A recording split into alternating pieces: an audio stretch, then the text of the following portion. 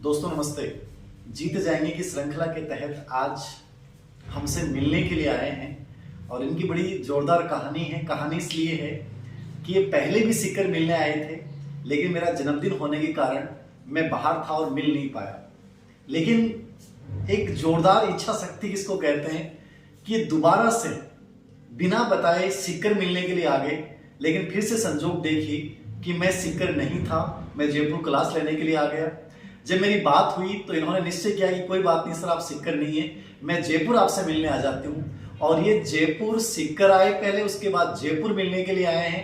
मतलब किसी भी टीचर के लिए मुझे लगता है इससे ज्यादा बेहतर पल कुछ भी नहीं हो सकता कि उसका एक स्टूडेंट उसको इतना चाहता है, उनसे मिलने के लिए इतनी आतुरता है कि वो पहले आ चुके हैं, पहले मिलना नहीं हुआ, दूसरी बार आते हैं, उस जगह पे सर मिलते नहीं है और फिर दोबारा से जयपुर मिलने के लिए पहुंच जाते हैं। मुझे लगता है मेरे लिए बड़ा गौरवान्वित करने वाला पल है।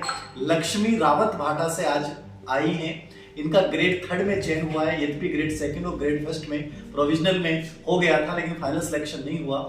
सबसे बड़ी चीज मुझे लगता है कि ये हम सब की जिंदगी का बड़ा गजब का मोमेंट होता है कि हमारा चयन हो और उसमें बहुत सारे लोगों का योगदान होता है, हमारी फैमिली का, कोई ना कोई हमारा मेंटर, कोई टीचर, और फिर उसके लिए इतना श्रद्धा का भाव, मुझे लगता है बहुत बेस्ट मोमेंट है।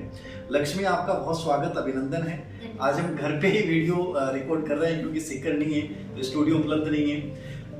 पहली चीज, दूसरी बार आप आए हैं मिलने के लिए और वो भी घर पे मिलना नहीं हुआ, ये इतना मतलब भाव कैसे मुड़ा कि सर से मिलना ही है? सर, मैं फर्स्ट बार जब आई थी तो मुझे पता नहीं था कि मेरी आपसे बात हो जाएगी जी। लेकिन मैंने हेल्पलाइन नंबर पे कॉल किया तो आपके नंबर मिले वहाँ से और आपसे बात हो गई। पर आप उस दिन बाहर थे जी। तो फिर उस समय हमारा मिलना नहीं हुआ, लेकिन मैंने कहा कि नहीं, एक ना एक दिन तो सर से जरूर मिलेंगे। अभी 2 दिन की छुट्टी थी, मुझे लगा आप घर पे होंगे, लेकिन आपको अभी कॉल किया तो आप जयपुर थे। मैंने कहा नहीं, अभी भी ठीक है, जयपुर ही चल के मिलेंगे, लेकिन सर से मिलना जरूर है। क्योंकि सर आज जो मैं जहाँ हूँ वो आप ही की बदौलत है, कि शायद मैं इतनी हिम्मत नहीं जुटा पाती अगर आप साथ नहीं होते। एक चीज और बताना चाहूंगा, जैसे मैं बात कर रहा था, बहुत सारी लड़कियां मेरे पास बात करती हैं, कॉल करती हैं कि सर बहुत मुश्किल होता है शादी के बाद आगे बढ़ना। 2012 में इनकी शादी हो चुकी थी, 2009 में इनकी शादी हो चुकी थी, 2011 में इनके बच्चा हो चुका था, 2 बच्चे इनके हैं। पूरे उस वैवाहिक जीवन को भी इन्होंने शिद्दत से जिया है, गृहस्थ जीवन को निभाते हुए। जैसा मैं बात कर रहा था, इन्होंने ई मित्र को भी संभाला है और ये जिस जगह पढ़ती थी वहां पीछे ही बच्चे टेलीविजन देखते हैं और एक प्रकार से आवाजें होती रहती हैं, लेकिन ये तीनों चीजें संभालते हुए और राजकीय सेवा में सिलेक्शन लेना, आप ये सोचिए कितना लंबा सफर रहा होगा। 2009 के बाद 2023 तक के सफर में बिना हिम्मत हारे अपने आप को साबित करना, बच्चों को संभालना, अपने घर को संभालना, रिश्तों को संभालना और उसके बाद सिलेक्शन लेना और असिस्टेंट प्रोफेसर का एग्जाम दिया। उसमें कोई ज्यादा प्रिपरेशन नहीं की, फिर भी 134 नंबर इनके हैं। तो ये सब चीजें ये साबित करती हैं कि यदि हमारे अंदर इच्छा शक्ति है तो हम निश्चित रूप से कुछ भी कर सकते हैं। बाकी सब ये बहाने हैं कि सर मेरी शादी हो गई, मुझे किसी का सपोर्ट नहीं मिला, मैं नहीं कर पाई। नौकरी के साथ इन्होंने प्राइवेट स्कूल भी ज्वाइन की, लेकिन उसके बाद इनके पतिदेव ने इनको कहा कि नहीं, आपको कंप्लीटली पूरा ध्यान गवर्नमेंट नौकरी पे देना चाहिए, और इन्होंने उसके बाद स्कूल को छोड़ भी दिया। लेकिन ई मित्र के साथ भी इन्होंने पढ़ाई की है, बच्चों को भी संभाला है। तो ये सब कैसे कर पाया सर? अगर दृढ़ इच्छा शक्ति हो ना, और अगर मन में भाव हो कि नहीं कुछ करना है, तो हम सब कुछ संभव हो सकता है सर। मैं इम्पॉसिबल कोई चीज नहीं होती है कि आप नहीं कर सकते हो। शादी के बाद में भी अगर आप अपने परिवार वालों को समझाओगे, करोगे, तो वो भी आपके फेवर में आ जाते हैं। एकदम सही बात है।